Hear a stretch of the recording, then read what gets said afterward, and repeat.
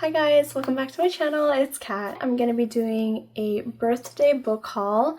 So this is a little bit overdue because my birthday was on April 24th and I decided to gift myself and just buy a bunch of books. So I actually have a lot of books here. Some of them I actually already read, but I'm excited to share them with you. If you've read any of these books, please let me know what you think of them.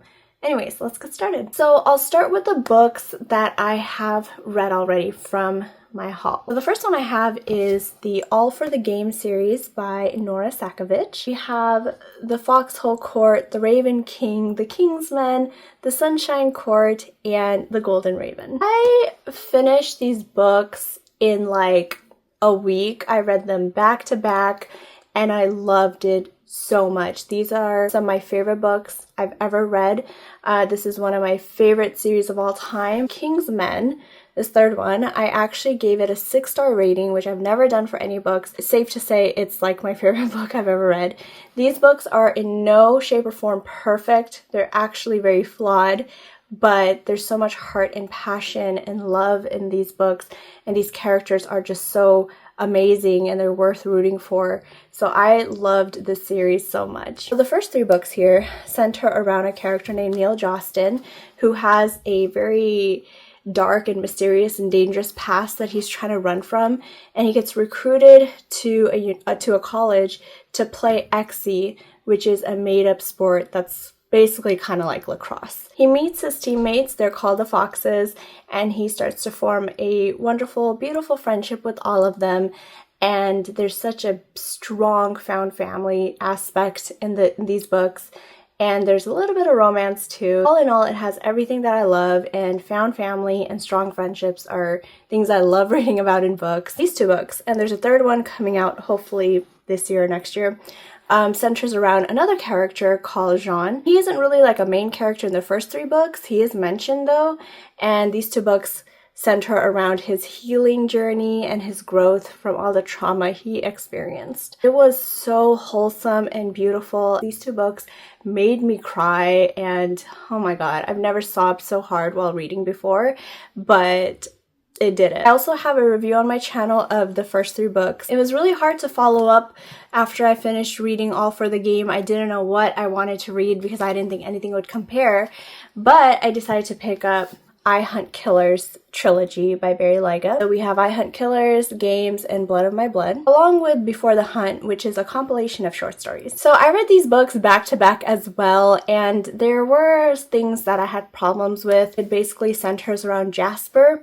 who is the son of a notorious serial killer. Like he is wild, and Jasper was raised by his serial killer father. He was taught a lot of things that have to do with murdering and prospecting victims, and so once his father goes to jail, Jasper has to, in a way, integrate into society as a normal human being. And Jasper wrestles with the different parts of himself. A part of him thinks that he's going to become like his father and that he is destined to eventually kill and become a serial killer, and he tries to fight that part of him every single day because he does not want to see people as objects the way his father does. He wants to see people as people and that they do matter and they're not just for killing purposes. These books are dark and disturbing. I feel like the fact that they're marketed as YA is a bit unfair because they're only YA by age. Like the characters are in their teens, but the content in these books, it's so mature and it's so dark and disturbing. Like I felt unsettled so many times while reading these books. So I don't feel like it's fair to call them YA. There were also a lot of problematic stuff, like some of the racial social commentary. It wasn't like the greatest thing, but it was interesting enough for me to keep going. Then I purchased An Ember in the Ashes Quartet by Sabaa Tahir. I remember when it first came out, it was pretty big. A lot of people really enjoy it. And I've been seeing it kind of make circles around the internet again. Like a lot of people are picking it up and loving it. So I thought, okay, I want to be on that train. I don't exactly know what it's about, and I think that's fine. I'm gonna go in with that kind of mindset. I have the Villains and Virtues trilogy by A.K. Kagiano. We have Thrown in the Dark, Summoned to the Wilds, and Eclipse of the Crown. I don't know too much about this trilogy. I have heard it's like a fantasy rom-com-esque, and that's new. Never really heard of that before, so I thought that was really interesting. I heard it's really funny and just a entertaining time. I think it has to do with the main character who's like evil, and then the girl is more like a sunshine type of character. So I think that's kind of the dynamic that's going on. Again, I don't know too much about this trilogy, but I just heard it's funny, it's laugh out loud, and it's good to have those kind of books to go to. Then I purchased Captive Prince by C.S. Pacat. I think that's how you pronounce the last name. I'm not quite sure. I purchased this series because I heard a lot of people who enjoyed the All for the Game series also enjoyed Captive Prince. I know this is a whole different type of story and it's a whole different setting, different genre as well, but I just wanted something that gives me the same feels. We have Captive Prince, Princess Gambit, King's Rising, and a collection of short stories called The Summer Palace. I think it has to do with two characters, and one of the characters is a slave to the prince character, and I just heard that it is really good, well done, the characters are great, the romance subplot that goes on in here is great, and just the world in general is well done. And I've heard a lot of great things about the author. I know the author wrote other stories that are also highly acclaimed, so I'm definitely excited to kind of see where the author started, and if it's great like everybody else says it is, then I'll definitely give their other books a chance. And then I picked up The Great Vampiric Deception by Jolene Geller. This is a very interesting and unique sounding story. Basically, in this world, vampires exist.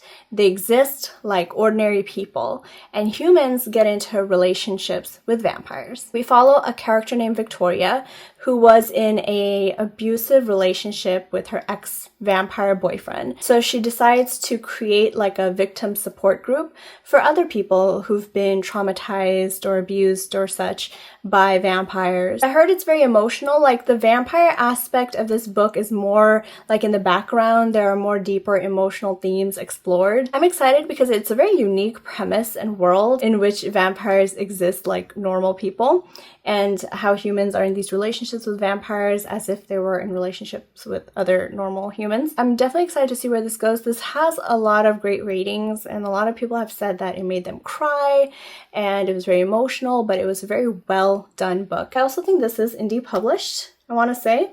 So definitely love supporting indie authors. I purchased some books by one of my favorite authors, even though I only read one of their books, but already has established themselves as one of my favorite authors, and that is Alice Oseman. So I purchased Loveless and Solitaire. Both of these books are well known. I think Solitaire might be the first book she published. I definitely loved Radio Silence so much. I love the way Alice Oseman writes, and I love the way she explores her characters. I think she does a wonderful, wonderful job. Speaking of favorite authors, another favorite author of mine is Brahm. I read Slewfoot and Krampus a couple years ago, I think. Loved it so much. I purchased The Child Thief. I've heard so many great things about this book. I think it's like a darker Peter Pan retelling, where Peter Pan is not a good character. He is evil. So that's an interesting twist that I definitely want to read about. What I also love about Brahm is that he's an artist and he draws a lot of his characters and puts them in his books. I purchased Sunrise on the Reaping by Suzanne Collins. As you all know, as the whole entire world knows, Sunrise on the Reaping is the latest installment into the Hunger Games series. It is a prequel novel, and it's been getting so much hype and so much praise. Apparently this follows Haymitch's life. I heard it's very emotional.